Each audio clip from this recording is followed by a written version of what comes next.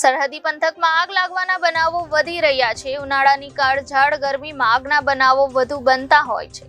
Tharad market યાર્ડમાં બનાવેલ શેડમાં પડેલા બારદાનમાં મોડી રાત્રે આગ લાગતા અફરાતફરી મચી હતી. ફાયર બ્રિગેડ દ્વારા તાત્કાલિક આગ પર કાબુ મેળવ્યો હતો.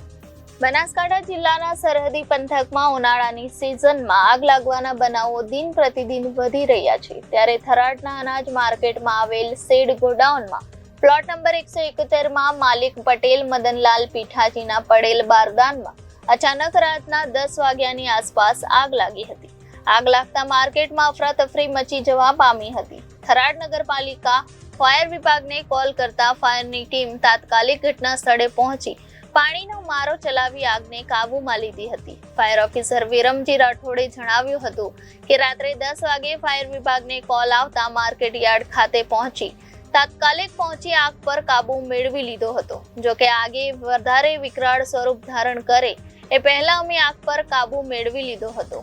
જોકે આગ વધુ પ્રમાણમાં ફેલાય તો મોટું નુકસાન થાય એમ હતું. આજુબાજુમાં પડેલ રાયડાની બોરીઓને મોટું નુકસાન અને મોટી દુર્ઘટના થતી અટકાવેલ હતી.